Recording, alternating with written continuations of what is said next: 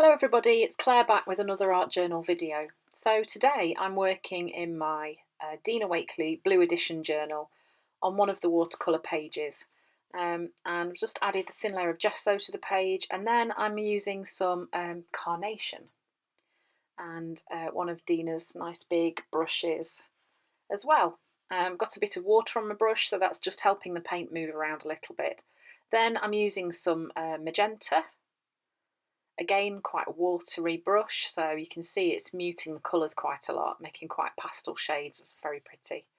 I'm going to be using some of my Scrap FX stencils. So this is a zebra circle stencil, one of my favourite ones. And I'm just removing some of the paint through the stencil first.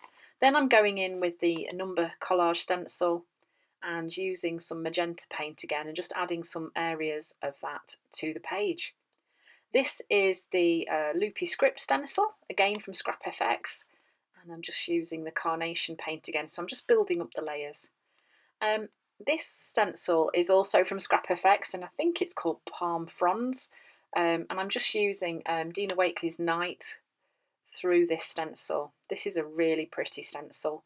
I think the only word of caution is not to have too much paint on your blending tool or sponge, otherwise, as is the same with all stencils, it can bleed underneath because it's quite fine details on that one.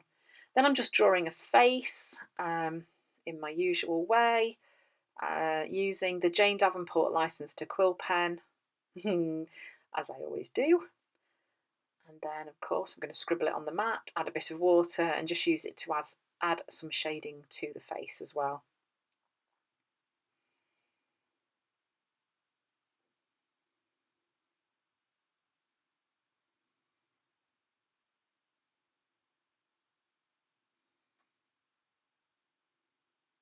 So once that was dry, I then cut it out and stuck it into the journal page in the space that I'd left on that right hand side.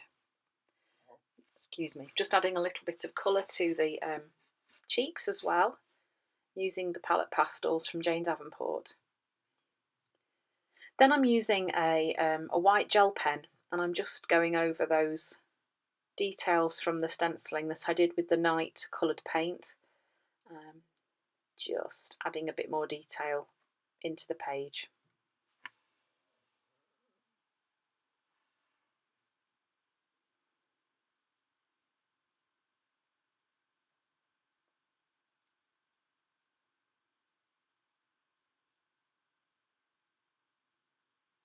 It actually has the effect of kind of pushing them away a bit, so they're not quite so much in the foreground. Then I've added a little bit, and you can see it just appeared, some sticker paper that I'd stenciled onto. I've just put some small patches of that on just to try and break up the background as well. And then I thought I'd have a go at cutting some circles out of this collage tissue paper that I've sprayed with gloss sprays. But I don't know whether my hole punch has gone blunt or whether it just doesn't like it. It would not cut them out. It was so stubborn. I'm sticking them in with gel medium, and then just, you can see, faffing about with where they go. These stamps are from Tim Holtz. They are a medium marks set.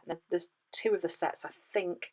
They're fabulous for adding quick mark making onto your page if it's something that you're not very confident doing yourself. There's so many different patterns and marks in there, so worth getting a set if you like adding marks to your page and you're not very confident.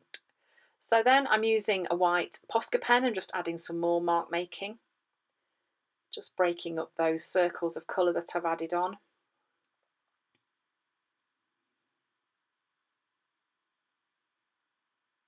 And then I found this little tiny white tag and decided that I was going to write my quote on there.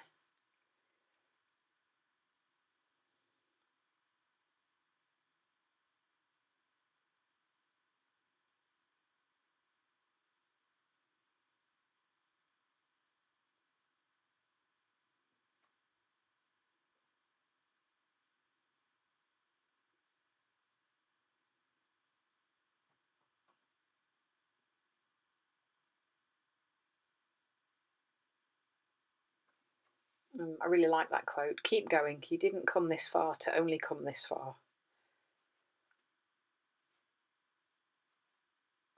And then I'm just finding a little bit of ribbon from my ribbon box just to add onto the top of the tag.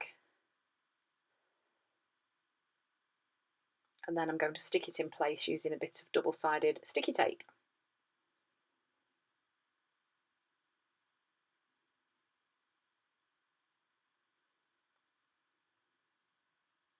And then I'm just using, again, a Posca pen, a black one. I'm just adding some more dots onto the page, a bit more mark making, just to kind of finish things off. And there we go. That is the finished page. So thank you very much for watching. I hope you've enjoyed the video.